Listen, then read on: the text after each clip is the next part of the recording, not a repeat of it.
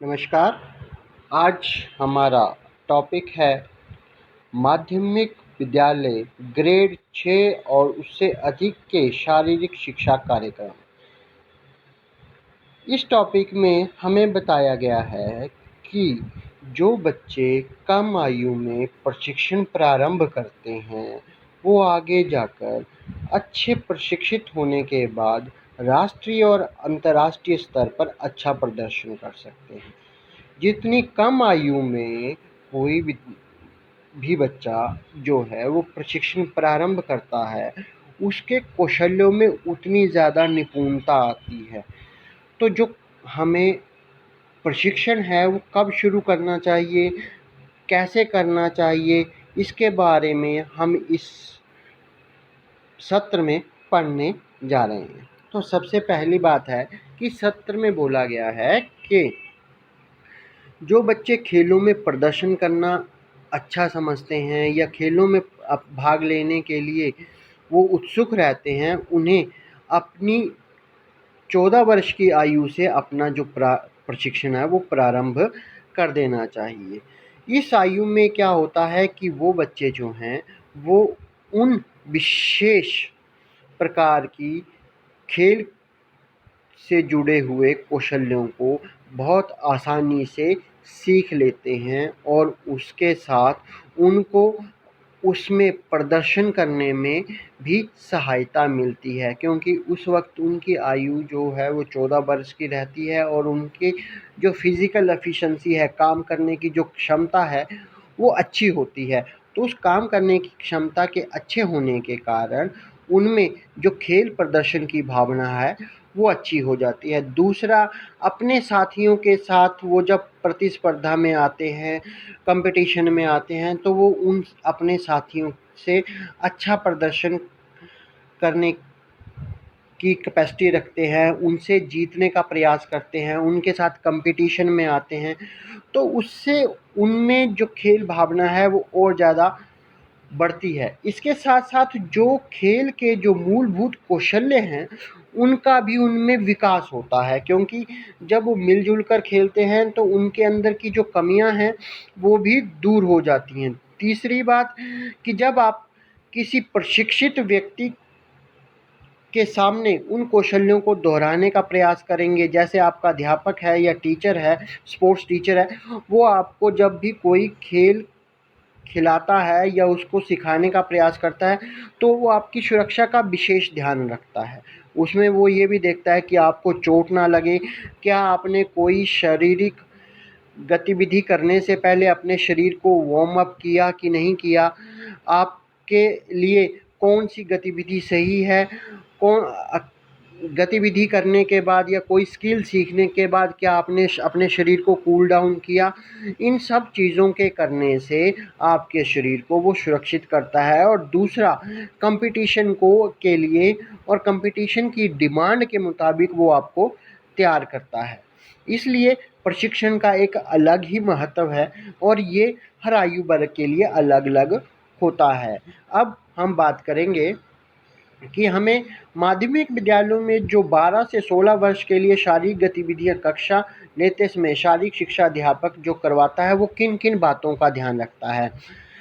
पहले सबसे पहली बात है कि वो कई खेलों की खोज करता है, देखता है कि कौन सा कौशल्य किस तरीके से आसानी से सिखाया जा सकता है। इसलिए वो खेलों के उस मेन कौशल्य को सिखाने के लिए उन खेलों के जो कौशल्य हैं उनको अलग-अलग भागों में बाँट देता है, जिससे उन कौशल्यों को आसानी से सीखा जा सके। दूसरा, खेल से संबंधित उपकरण और प्रॉप्स की जानकारी खिलाड़ियों को देता है कि फुटबॉल कौन-सा है, वॉलीबॉल कौन-सा है, बास्केटबॉल कौन-सा है, पाँव से किस बॉल के साथ खेला जाता है, हाथों से किस बॉल के साथ खेला जाता है, बास्केटबॉल किस तरह का होता है। इन सब चीज़ों की जानकारी वो अपने खिलाड़ियों को देता है। उचित भाषा, संकेत और सबसे ज़्यादा ज़रूरी होता है कि जो हम लिंग के अनुसार यानी कि लड़के और लड़कियों में जो फ़र्क होता है उसके मुताबिक उनको शारीरिक प्रशिक्षण दिया जाता है, उनकी क्षमता के अनुसार। लड़के और लड़कियों की जो काम करने की क्षमता है वो अलग होती है, डिफरेंट होती है, इसलिए उनका जो प्रशिक्षण है वो भी उन्हीं के स्तर का होना चाहिए, उसी के मुताबिक होना चाहिए। बच्चों की आयु के अनुसार उनको प्रशिक्षण दिया जाता है। आयु से अगर उनकी आयु कम है और प्रशिक्षण उच्च ऊपर की आयु के बच्चों को दिया जाना चाहिए था और वो कम आयु के बच्चों को देंगे तो उससे बच्चों के ग्रोथ पर गलत प्रभाव पड़ता है। इन सब बातों का भी ध्यान रखना पड़ता है। इसके बाद किशोर अवस्था में मुद्दों के प्रति संवेदनशील रहना पड़ता है। जो किशोर अवस्था आती है उसमें बच्चों में और भी बहुत सारी समस्या आ जाती हैं, तो उनकी उन बातों को भी बड़ा ध्यानपूर्वक रखना पड़ता है, उनके प्रति ध्यान से उन काम करना पड़ता है। बच्चों का उचित तरीके से निरीक्षण करना पड़ता है, उनको ऑब्जर्व करना पड़ता है, कहाँ वो गलती कर रहा है, कैसे उसकी गलती सुधारनी है। इन सब चीज़ों के ज्ञान के लिए एक टीचर का या एक प्रशिक्षक का खिलाड़ियों को प्रशिक्षण देते समय उनके साथ होना बहुत ज़रूरी होता है। अगर वो उनके साथ नहीं होंगे तो खिलाड़ी को उसकी गलतियों का पता नहीं चलेगा या सीखने वाले को उसके सीखने की जो क्षमता है उसके मुताबिक अगर प्रशिक्षण नहीं होगा तो उसके सीखने का कोई लाभ नहीं होगा और उसको वो अच्छा प्रदर्शन नहीं कर पाएगा। अब इसी तरह से स्कूल में जितनी भी गतिविधियाँ होती हैं, जो भी कुछ खेलें हम सीखते हैं या सिखाने का प्रयास करते हैं, उसमें अध्यापक का होना और उनके साथ मिलकर उनको सिखाना और उनके साथ उनके कौशल्यों में वृद्धि करना बहुत ज़रूरी होता है।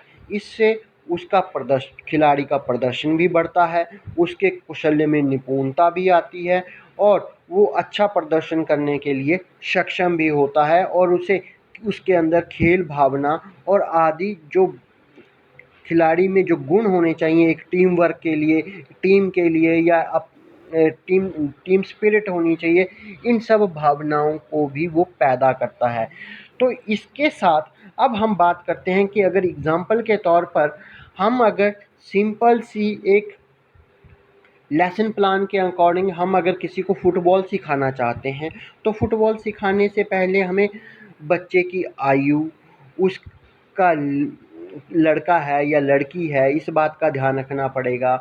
इसके साथ-साथ हमें उसकी क्षमता का भी ध्यान रखना पड़ेगा कि उसके अंदर कितनी क्षमता है, उसकी टाँगों में कितनी ताकत है, उसकी फ़िटनेस लेवल क्या है। तो प्रशिक्षण देते वक़्त हमें सबसे पहले खिलाड़ी का जो फ़िटनेस लेवल है उसको इंक्रीज़ करना पड़ता है ताकि वो खेलों में अच्छा प्रदर्शन कर सके।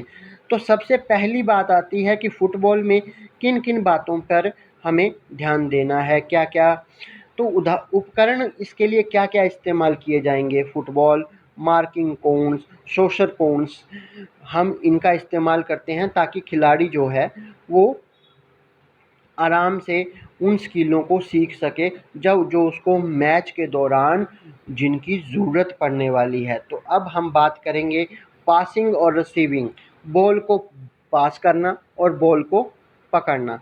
तो हम ग्राउंड पर अलग-अलग टीमें बना देंगे, 2-2, 4-4 लोगों की, जो क्या करेंगे, एक तरफ से किक करेंगे, दूसरे लोग उसको रिसीव करेंगे, फिर वो किक करेंगे, दूसरी साइड के लोग रिसीव करेंगे। उससे क्या होगा कि वो जो उनके पाँव के बीच जो वर्कआउट होना शुरू होगा और जो उनकी टाँगों के फ़ोर्स लगना शुरू होगी, उससे क्या होगा, उससे एक फ़ायदा होगा कि बच्चे जो हैं वो प्रदर्शन को अच्छे प्रकार से कर पाएँगे और कितनी फ़ोर्स लगाने की ज़रूरत है, बॉल को कैसे कंट्रोल करना है, कैसे उस पर किक करना है, इसको सीखेंगे। बॉल को कितनी ज़ोर से किक करना है, कहाँ से किक करना है, ये सब बातें वो धीरे-धीरे सीखेंगे। अगर अगर हम इस तरह से जैसे कि आपको चित्र में दिखाया गया है, इस तरह से काम करेंगे, तो हम एक साथ बहुत से खिलाड़ियों को एक ही जगह पर प्रशिक्षित कर सकते हैं और एक अच्छी टीम का निर्माण कर सकते हैं। इसके बाद कि पासिंग और रिसीविंग में दूसरा तरीका क्या है कि कुछ लोग जो हैं वो आमने-सामने खड़े होके एक दूसरे को ट्रायंगुलर शेप में एक दूसरे को क्या करेंगे, बॉल पास करेंगे। उससे क्या होगा, उनकी बॉल पासिंग की और खेल के दौरान आपस में खिलाड़ियों में बॉल पासिंग की जो टेक्निक है उस वो डेवलप होगी और उनके अंदर एक अच्छा प्रदर्शन करने की क्षमता पैदा होगी।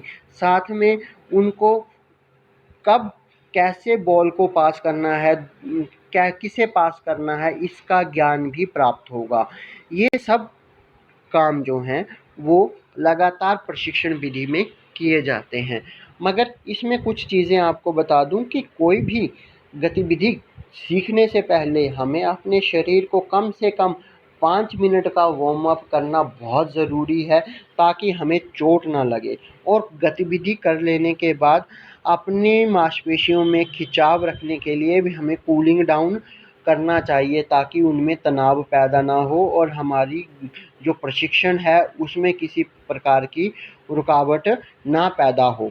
इसके पश्चात आता है कि बॉल पर वॉलीबॉल कोर्ट पर भी हम इस बनाकर उस तरह से खिलाड़ियों को खड़ा करके एक दूसरे को बॉल पास करने की जो टेक्निक है उसको सीख सकते हैं। ये लेसन प्लान एक अकेला फुटबॉल के लिए नहीं है, अलग अलग खेलों के लिए हम अलग अलग तरीके से लेसन प्लान करते हैं और हर टीम में काम करने का तरीका अलग होता है, हर ग्राउंड पर खेलने का तरीका अलग होता है। जैसे कि फुटबॉल में हम 11 खिलाड़ियों के साथ खेलते हैं, वॉलीबॉल में हम 6 खिलाड़ियों के साथ खेलते हैं, क्रिकेट में हम 11 खिलाड़ियों के साथ खेलते हैं। तो हर खिलाड़ी का अपनी एक अलग महत्व होता है, हर पोजीशन का अपना एक महत्व होता है और हर पोजीशन पर एक अलग टेक्निक का इस्तेमाल होता है।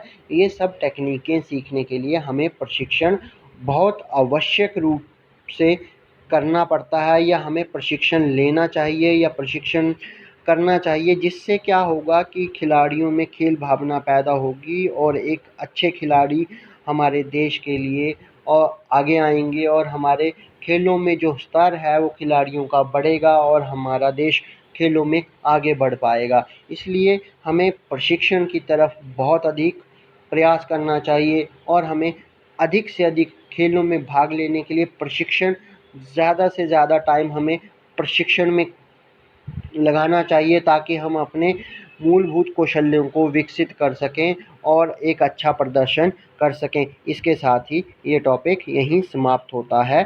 धन्यवाद।